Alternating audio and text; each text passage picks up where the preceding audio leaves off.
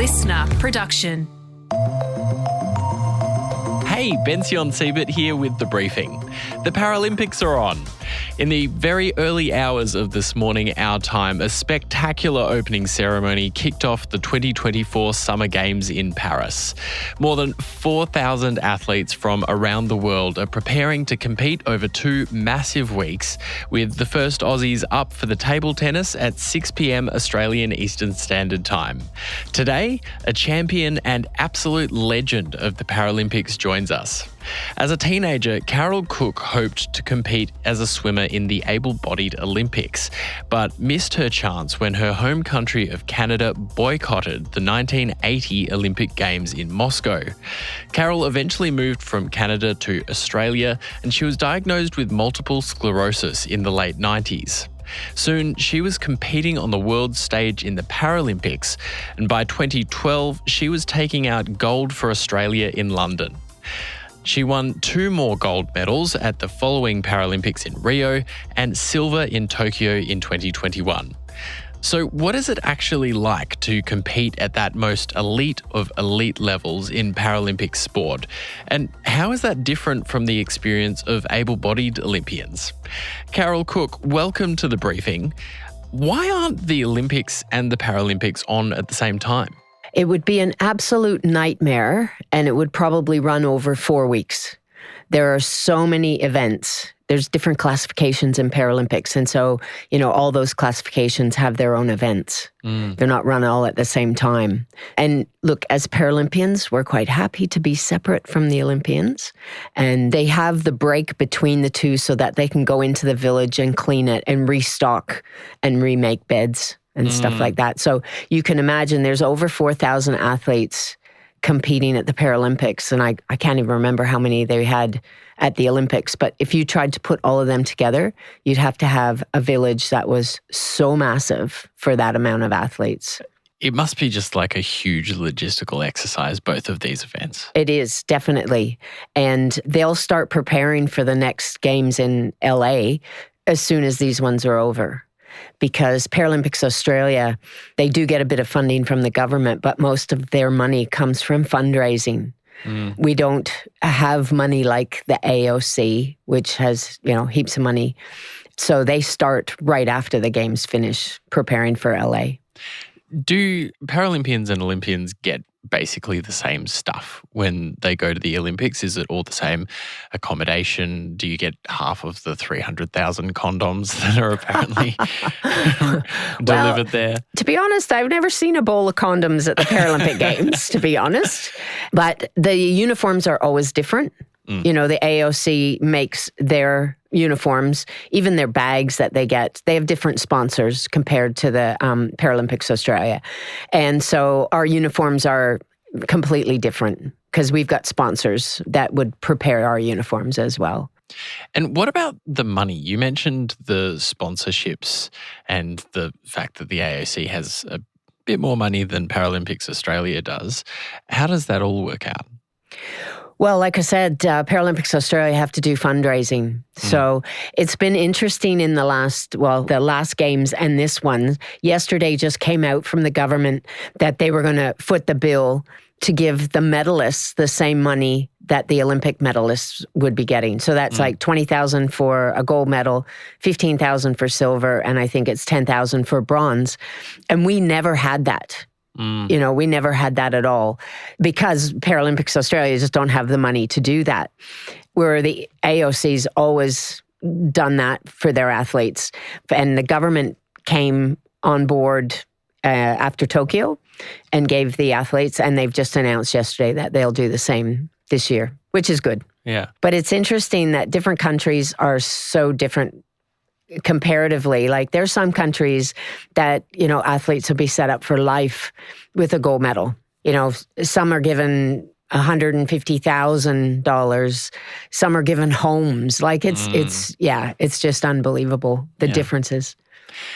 How much has the Games itself and the public discourse around it changed since you first went to the Paralympics in the late 2000s? Well, 2012 was that start of the change. London was amazing because it was all about the Paralympics. Everything about the Olympics was taken down.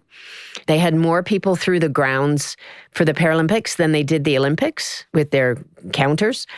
But then you look at Rio, and we just about didn't have the Paralympics because the money disappeared. But in Tokyo, I think it was Channel 7 had the rights to broadcast, and they did a brilliant job. And that started to switch people around. It wasn't now, oh, look at those poor disabled people. Isn't that nice that they're taking part?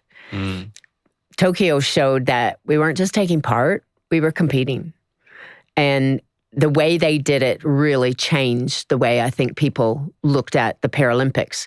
And people are now looking at para-athletes as on par with Olympic athletes and realizing that they train just as hard, sometimes harder because of things they've got to get past. I've been around long enough to see the real difference, which is fantastic. You would have heard that this year the Olympics had a significant controversy over sex and gender, which it sometimes has. These are spectrums that are forced into binaries for the sake of fairness. In disability, given that there must be a whole range of potential disabilities that people could have, how does that categorization work? Swimming has like 14 different categories, and some of that is intellectual impairment, some of that's vision impairment, and the rest are physical. Same with cycling. It's all physical disabilities. So it's about trying to class certain disabilities together. If you had a classification for every single disability, it would be a nightmare. So it's getting people as close as you can to somebody else with maybe not the same disability, but similar problems. And the classifiers, I just, hats off to them because it would be just such a hard job to do. And it's done by physiotherapists, doctors, and people who have been involved in the sport in the past. So there's a real controversy around some classification because they say, well, how can a person with one leg race against a person with two legs? But the person with two legs might have a disability that makes it comparable to somebody with one. You know, so it's really hard, but they end up putting similar disabilities together. How similar? Could someone who's completely blind, for example, be competing against someone who has a less significant vision impairment? Oh, yeah. Like in cycling, you get classified as a B1, 2, or 3, but there is no separate categories for that. So in the trike category, which I race in, I have multiple sclerosis, but I might race against somebody who's had a brain injury from an accident, or somebody with cerebral palsy, or even somebody who's had a stroke. And it all comes down to where the lesions are in our brain. And as long as they're in the cerebellum, which causes loss of balance, we pretty much all race together. How does it feel to compete in the Paralympics? Oh, to represent your country is just amazing. When you put on the green and gold, and I know I don't sound like an Aussie, but I've been here actually in a couple days, 30 years. So, you know, this is home, and it's just a real honor to actually be chosen and able to race for your country.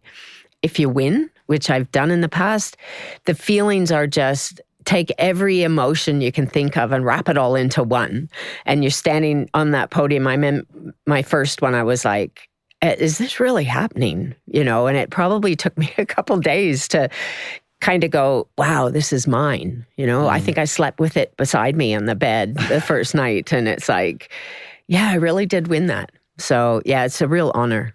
Have you seen the videos on TikTok of Paralympians? No, I'm not on TikTok as of yet. They're very funny. Okay. A lot of them are making a lot of light about individuals' disabilities effectively. Yeah. Yeah. We just think that's so funny.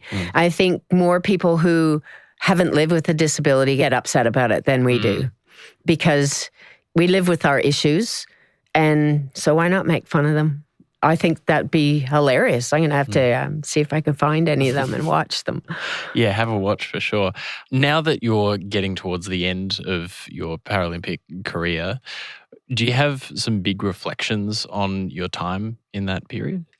Oh, look, I never expected to even go to one games because I was 51 at my first games, let alone 3.